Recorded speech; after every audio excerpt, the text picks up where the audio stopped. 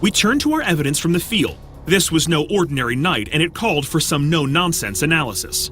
We therefore sat down with none other than Jason Hawes and Grant Wilson from Ghost Hunters. Look at that. Why is that there? Looks like a hand. Like the flat of your hand and the fingers. How are you? Good to see you again. How you been? Thanks, man.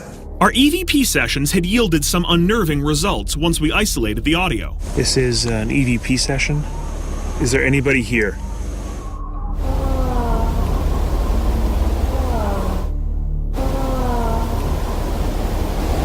Sounds like somebody's yelling.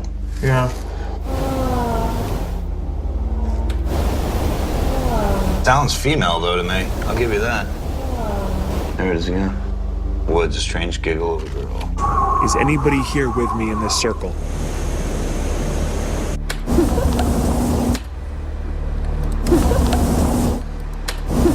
Sounds like a giggle to me. You might have good evidence here, but the problem is it's not a controlled environment. You're outside. You got animals and other things like that. It's just, you can't rule anything out, so therefore you can't really prove anything. We then turned to our paranormal paparazzi photos.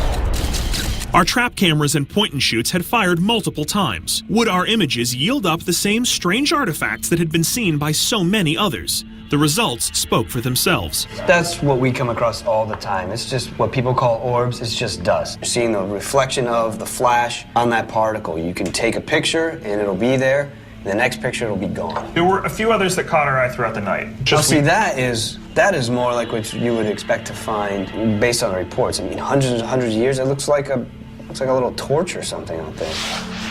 And this one we see what looks like some sort of shadow, you know, on the left side of the frame. That's interesting. I'm impressed with these photos here because they fit the reports and they're not orbs. They're not what we usually get. It doesn't give me an answer, though. Well, here's the problem. Here's the problem is a picture is great, but it's telling you 1 second in time. It's like reading one page out of a novel. But another thing is that you could go through a forest and take 100 pictures and not get these weird anomalies. So, Right. I mean, they may be onto something. But the real reason I wanted to sit down with Jason and Grant was to show them one piece of disturbing video footage.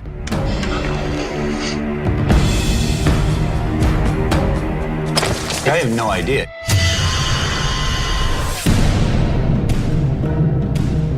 One of my crew actually had a physical encounter. So we wanted you guys to take a look at it. All right, let's do it. Copy that, just stay with it.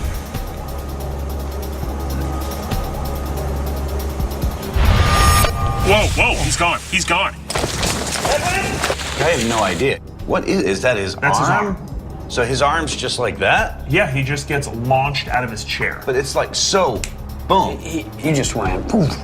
Within like a quarter of a frame.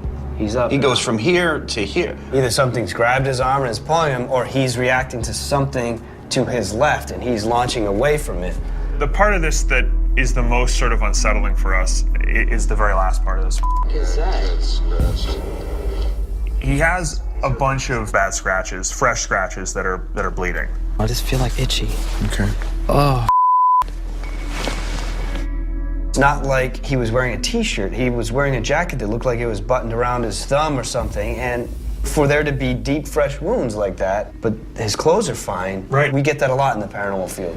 And a lot of claims we've experienced are people who believe that they've been touched by something or something's passed through them, that they have this itch which feels like it goes to the bone. It was strange to hear Evan say that when he's never really investigated the paranormal or looked into it. Well, that's the thing. He's a camera operator. And he's not, into the paranormal. It's not like this is a hobby of his. He's out there working. Yeah, I believe wholeheartedly that he had an experience there, something affected him. You definitely have paranormal things going on there. Yeah, I would say there's definitely some stuff going on in these woods. And if Evan ever has a question or needs anything, just tell him to give us a call. We've been through this before.